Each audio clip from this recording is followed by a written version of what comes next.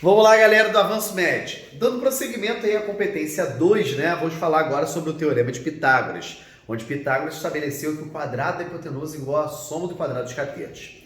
Na época do Pitágoras, nós temos que essa relação foi obtida a partir de quadrados. Ele foi encaixando quadrados, onde raiz quadrado, que hoje a gente fala raiz quadrada, na verdade envolve lado do quadrado. Então, raiz quadrado, lado do quadrado, ok? Então nós temos aí que quando a gente trabalha com quadrados perfeitos, né, e raiz quadrada de valores exatos, os resultados são até bonitinhos.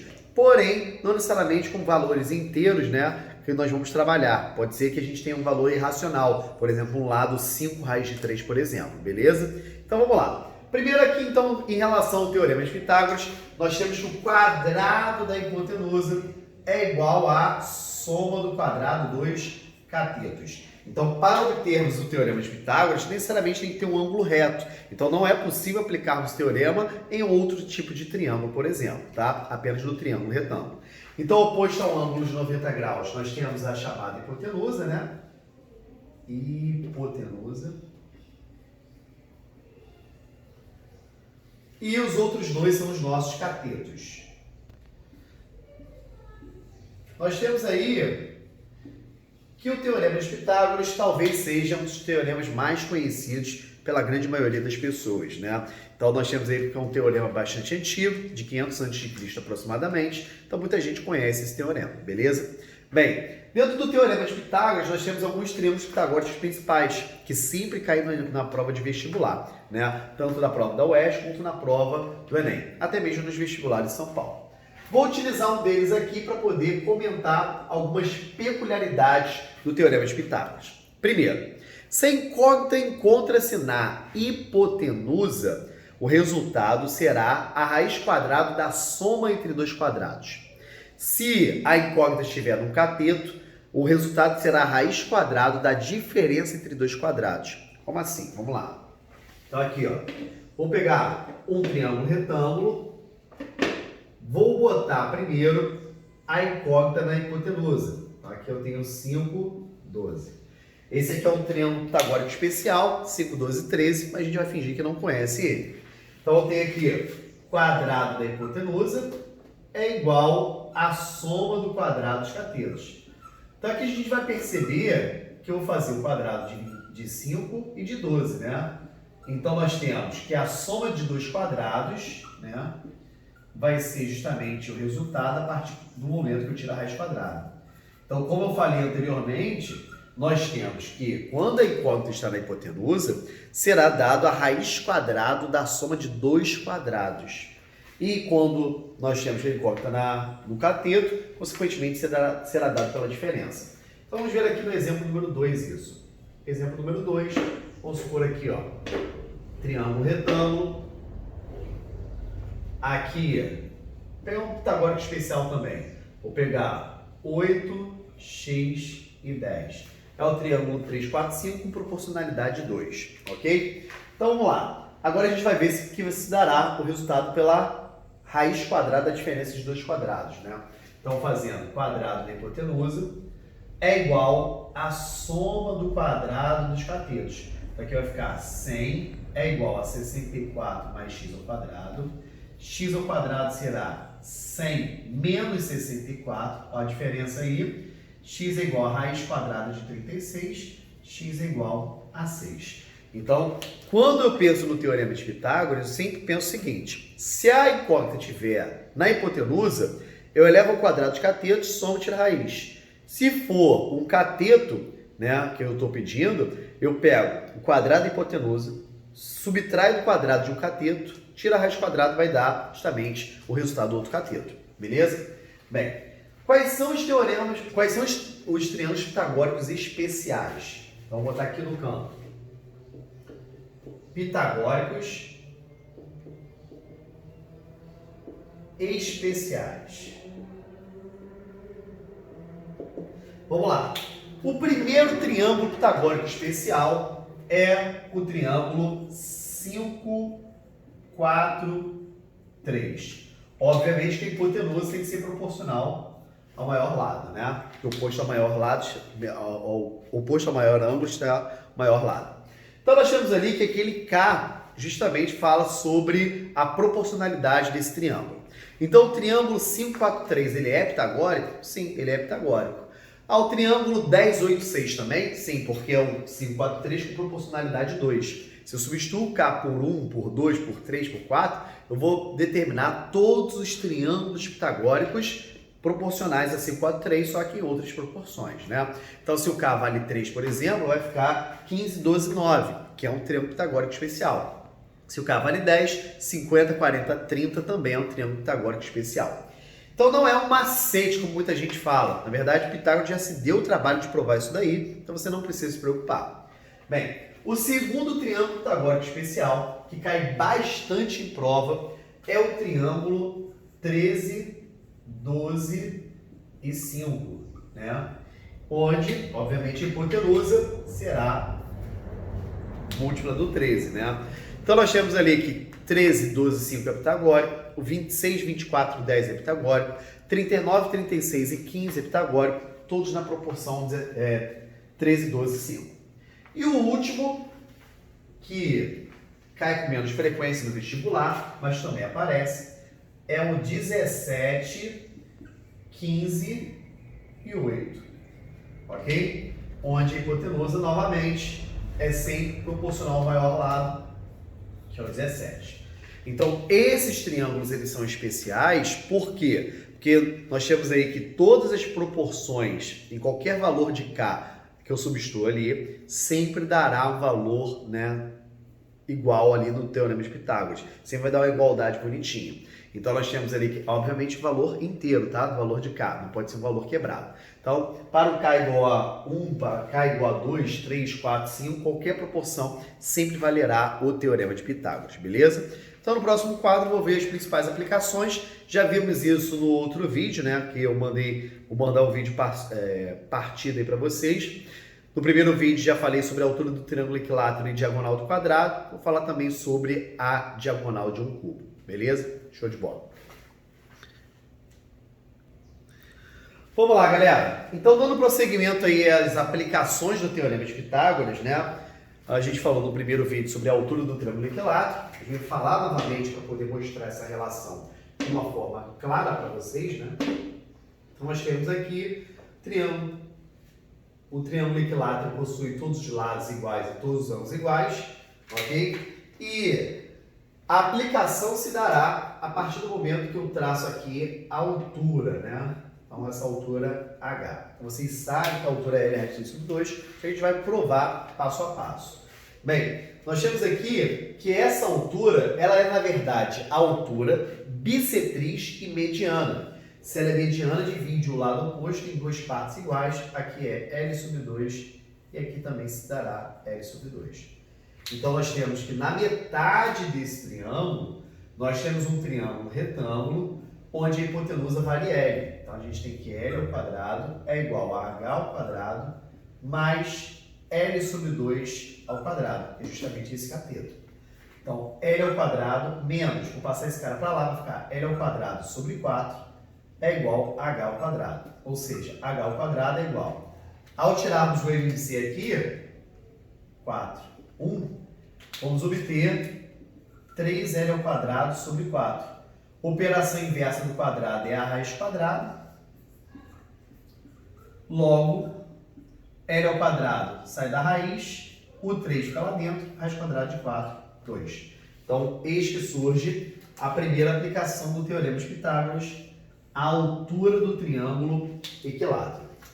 Bem, a segunda aplicação, que é a diagonal do quadrado, é extremamente intuitiva, né? É fácil percebermos, porque o quadrado, né? Quando você divide a metade, você tem um triângulo retângulo isósceles. No triângulo retângulo isósceles, a gente sabe que os dois lados são iguais. Então aqui, ó, todos os ângulos retos, L, L, L, L, que tem 45, 45, né? Nós temos que a diagonal do quadrado, além de ser diagonal, ela também é bissetriz dos ângulos retos. Então, a sua diagonal, que agora eu vou botar de vermelho, D, Ao aplicarmos aqui, vai ficar d ao quadrado igual a L ao quadrado mais L ao quadrado, d ao quadrado igual a 2L ao quadrado, d igual a raiz de 2L ao quadrado, logo d é igual a L raiz de 2. O L sai porque está ao quadrado e o 2 fica lá dentro mesmo, beleza? Então, essa daqui é o que nós consideramos a segunda aplicação do Teorema de Pitágoras. Nós temos inúmeras demonstrações a fazer sobre aplicações do Teorema de Pitágoras. Nós temos ali que, por exemplo, posso trabalhar na geometria espacial, como eu falei inicialmente, sobre o cubo, né? Então, quando a gente pega um cubo, a gente tem aqui, ó, vou tentar desenhar relativamente rápido.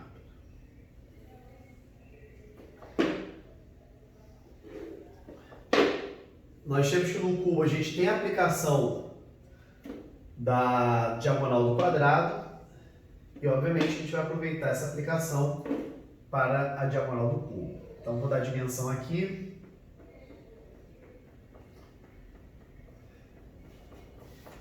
Bem, então na diagonal do cubo, né, que se dá por vértices opostos e faces opostas, então nós temos aqui, ó, que eu vou chamar de Dzão. Considerando as arestas, vou manter L para poder preservar os lados, né? L, L, L. Geralmente na geometria espacial a gente usa A de aresta. Só para a gente demonstrar isso aqui de uma forma mais prática. Nós temos aqui, ó, que na base, esse cara é diagonal do quadrado, né? Que é L raiz de 2. Juntamente com aquela aresta lá de trás, né? Aqui se faz o Teorema de Pitágoras nesse triângulo retângulo aqui, ó.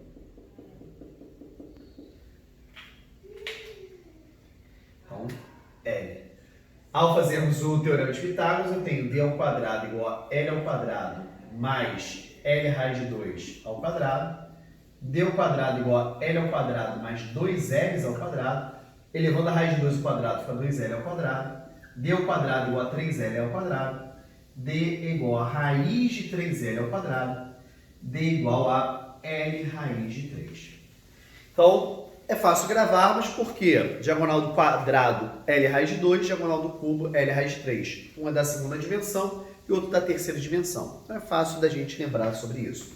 Então tudo que envolve um ângulo reto necessariamente pode ser aplicado para trabalharmos com o Teorema de Pitágoras e suas aplicações. Da mesma forma que a gente viu diagonal do quadrado e diagonal do cubo, a gente poderia fazer essa demonstração para retângulos e paralelepípedos. Diagonal do paralelepípedo, do retângulo, vamos supor um retângulo AB. Nós temos que a diagonal é a raiz quadrada de A ao quadrado mais B ao quadrado.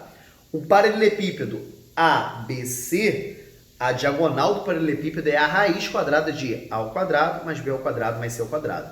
Então, quando era retângulo, duas dimensões, A ao quadrado, B ao quadrado, raiz quadrada. E do paralelepípedo, raiz quadrada de A ao quadrado, B ao quadrado, C ao quadrado. Então essas aplicações são importantes, não só para o próprio teorema, mas também para a parte da trigonometria. A gente lembra que, por exemplo, se esse ângulo aqui é um ângulo de 60 graus, oposto a 60 graus, né, sobre o cateto oposto sobre a hipotenusa, dá seno. E o seno de 60 é raiz de 3 sobre 2, que aparece aqui. Esse ângulo aqui é um ângulo de 30, onde o oposto a 30 é metade da hipotenusa, seno de 30 é meio, então porque ali está L sobre 2. Então essas relações são importantes. O mesmo acontece aqui no ângulo de 45 graus, né? A gente sabe que a tangente de 45 é igual a 1, porque o cateto oposto e o cateto adjacente são iguais, e L sobre L sempre dará 1. Então nós temos aí as aplicações do Teorema de Pitágoras e justamente com o Teorema de Pitágoras aplicado, beleza? Vamos lá, galera. Dando prosseguimento então a essa parte de triângulos e retângulos, vamos falar agora sobre as relações métricas no triângulo retângulo, né? Essas relações métricas são obtidas a partir da semelhança entre triângulos, obviamente que sempre podemos fazer o Teorema de Pitágoras. Então nós temos aqui, ó, que eu botei a hipotenusa para baixo, então nós temos aqui a hipotenusa A e os catetos B e C. As relações métricas, elas surgem a partir do momento que nós traçamos a altura relativa à hipotenusa. Então, que a gente chama essa altura de H. Então, nós temos aqui H. Sobre a hipotenusa, nós temos aí as chamadas projeções de catetos.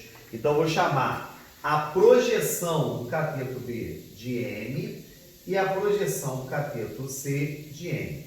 Projeções são as sombras, né? Então, a sombra do B é M e a sombra do C é o E.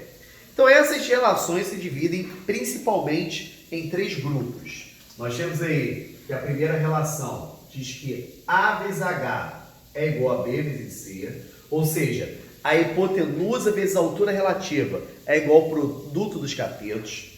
A segunda relação diz que H ao quadrado é igual a M vezes N, ou seja, nós temos que a altura ao quadrado é igual ao produto das projeções.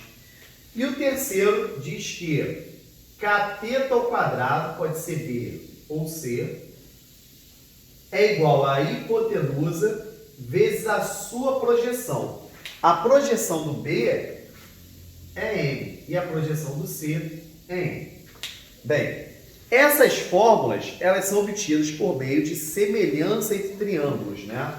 Então você tem aqui, ó, 3 triângulos semelhantes. Você tem um pequenininho, está naquela ponta de lá. O triângulo médio está do lado de cá. Deixa eu botar esse aqui bonito que está horrível. E o maior de todos, né, que é o triângulo principal. Então aqui você tem H e H, aqui B e M, C e N. Ok? Então vamos lá. Nós temos que essa semelhança ela é obtida a partir do momento que nós temos ângulos, né, que são congruentes. Nós temos aqui, ao chamarmos esse ângulo de alfa e esse ângulo aqui de beta, eu tenho que alfa mais beta é igual a 90, porque eles são complementares, que é a soma dos ângulos internos de um triângulo que me dá 180. Então, se eu tenho 90 lá, alfa e beta juntos dão 90 para completar 180. Então, se eu chamo esse aqui de alfa, né, como está ali, e aqui de beta, você consegue perceber que alfa mais 90 está precisando de beta para completar 180. E aqui 90 mais beta está precisando de alfa para completar 180. Então, nós temos aqui 3 triângulos semelhantes, a gente provou a partir da relação angular. A partir daí, por exemplo, oposto ao ângulo de 90 graus nesse daqui, no pequeno. B. Oposto a 90 graus aqui. C. Deixa eu ver. Oposto ao... oposto a 90, oposto a 90. Deixa eu ver. Oposto a alfa. Oposto ao alfa. Oposto ao alfa. Não ficou bom não. Deixa eu fazer outra. Senão vai criar uma outra relação que a gente não viu ainda. Deixa eu ver. Oposto ao alfa, oposto ao alfa, oposto ao beta, oposto ao beta. Vai ficar bom. Oposto ao alfa no pequeno, H. Oposto ao alfa no médio, N. Oposto a beta no pequeno, M. Oposto a beta no médio, H. Ficou bom porque agora ficou a segunda relação bonitinha. Ao multiplicarmos cruzados, vamos obter H ao quadrado igual a M vezes N. Beleza? Se eu criar uma relação entre o pequeno e o grande, por exemplo, deixa eu pegar aqui, oposto a 90 graus no grande, A, oposto a 90 graus no pequeno, B, oposto ao alfa no grande, C, oposto ao alfa no pequeno, H. Ao multiplicarmos cruzado aqui, ó, vamos obter A vezes H igual a B vezes C, que é a primeira relação. Então, todas as relações são obtidas a partir da semelhança tripla desses 3 triângulos aí. Pequeno, médio e o grandão, beleza? Então, essas relações são importantes e, juntamente ao Teorema de Pitágoras, você pode aplicar quadrado da hipotenusa igual a soma do quadrado de catetos. Nada me impede de botar B ao quadrado igual a H ao quadrado mais M ao quadrado. E C ao quadrado igual a H ao quadrado mais N ao quadrado, beleza? Show de bola! No próximo vídeo, a gente vai ver trigonometria. Vamos lá, galera. Eu não vou me aprofundar na trigonometria, porque vocês tiveram aula disso. A gente vai fazer apenas algumas conexões dentro da competência 2. Tá, por que utilizar o Teorema de Pitágoras quando utilizar a trigonometria no triângulo retângulo ou mesmo a lei dos senos e a lei dos cossenos?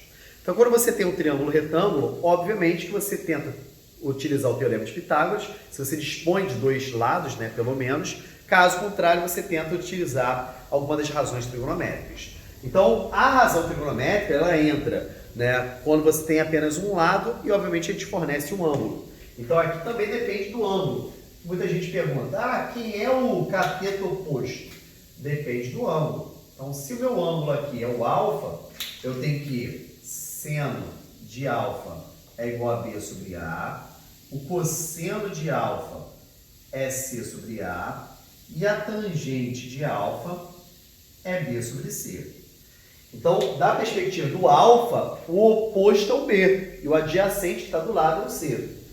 Do ponto de vista do beta, eu tenho que o seno de beta é igual a C sobre A, o cosseno de beta é B sobre A, e a tangente de beta é igual a C sobre B. Então, todo mundo sabe que o fato desses dois arcos serem complementares, o seno de um é igual ao cosseno do outro, que é algo que a gente pode ver, inclusive, em várias questões. Por exemplo, se precisa do ângulo de 80 graus, ele não te dá o de 80, ele te dá o de 10. Aí você, ao invés de usar seno de 80, usa cosseno de 10, que dá no mesmo. Então, essas relações são importantes. E também, em relação à tangente, a troca do numerador com o denominador. Então, nós temos que ter um ângulo de 90 graus, sempre é possível utilizar a trigonometria, desde que você disponha um ângulo e pelo menos um dos lados. Beleza? Show de bola. Então, se você tivesse dois lados, não haveria necessidade, porque você pode aplicar o teorema de Pitágoras. Tá, mas por que usar, então, lei dos senos e lei dos cossenos? Então, quando você tem relações, né, num triângulo qualquer, você tem A, B e C. Um triângulo não retângulo, tá? Triângulo qualquer. Então, aqui eu tenho o vértice A, aqui eu tenho o vértice B e aqui o vértice C. Oposto ao vértice Azinho, oposto a B, Bzinho, oposto a C, Czinho. A lei dos senos diz o seguinte, que se você tiver uma relação entre dois lados e dois ângulos, você pode dizer que A sobre o seno de A é igual a B sobre o seno de B. Obviamente que se eu tiver, né, B e C, eu posso fazer igualando também C sobre o seno de C. Nós temos que a lei dos senos, que é essa daqui, né? Vou botar em cima.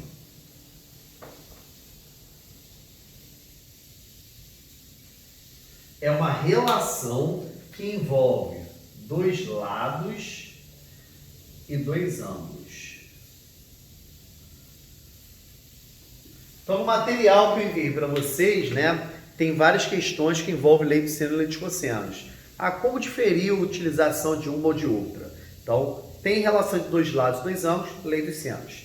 Se for uma relação entre os três lados ao mesmo tempo, num ângulo só, é a lei dos cossenos. Então, você tem que ir na lei dos cossenos. Se o problema tiver um ângulo A, você vai começar com o Azinho ao quadrado. Fica A ao quadrado igual a B ao quadrado, mais C ao quadrado, menos duas vezes B vezes C, vezes o cosseno do ângulo A. Né?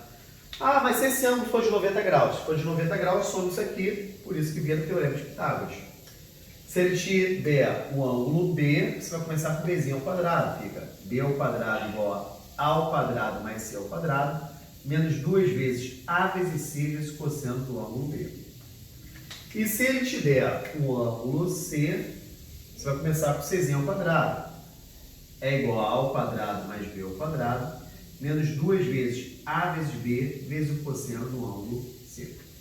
Então, na lei dos cossenos, é uma relação entre três lados e um único ângulo. Bem, sobre o triângulo, né, existe um negócio interessante sobre a condição de existência do triângulo. Todos os triângulos, eu tenho lá, um lado 12, outro 3, outro 5, eu consigo formar um triângulo? Não, porque existe uma pré-condição. Então, já tiveram questões de concurso que foram anuladas justamente porque não atendia uma condição específica, né? Vou botar aqui uma observação sobre a condição de existência. Condições de existência. Na primeira justificativa, nós temos que cada lado ABC tem que ser menor do que a soma dos outros dois, né? Vamos ver. Então, tem aqui que o A tem que ser menor que B mais C, o B tem que ser menor que A mais C e o C tem que ser menor que A mais B. Por que eu botei C? Eu tô louco, tá? E, ao mesmo tempo, ele tem que ser maior que a diferença. Então, B menos C, A menos C, A menos C. Eu botei módulo porque eu não sei quem é o maior lado, então se der negativo vai ficar meio esquisito no nosso problema, tá? Então, nós temos aqui, por exemplo, eu tenho um triângulo e eu tenho que um lado vale 11, esse lado vale 8.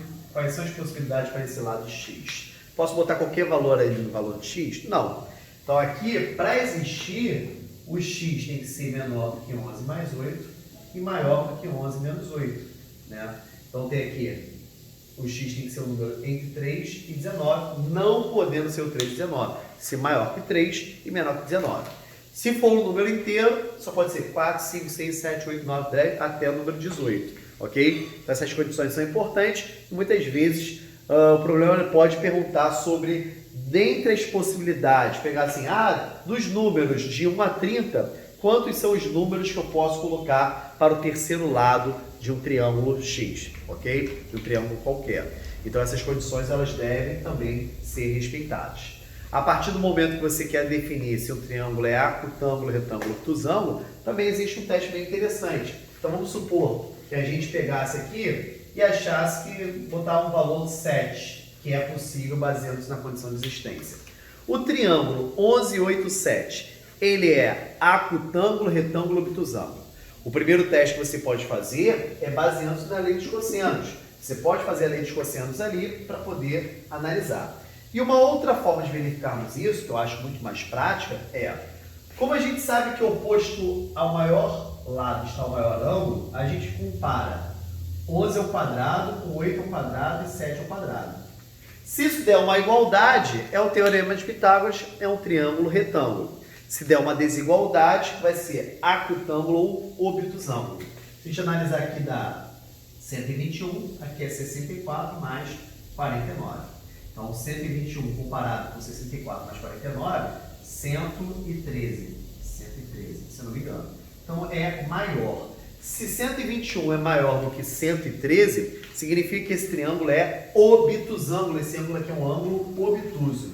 Se der uma igualdade, aquele ângulo é reto. Se der menor, se eu comparo o maior lado ao quadrado, der menor do que a soma dos outros dois, consequentemente, ele é acutângulo. Então, as condições de existência são importantes para que você possa verificar quais são as possibilidades de lados para um determinado triângulo e, a partir da desigualdade pitagórica, eu consigo definir também a relação angular, se o triângulo é acutângulo, retângulo ou obtusângulo. Beleza?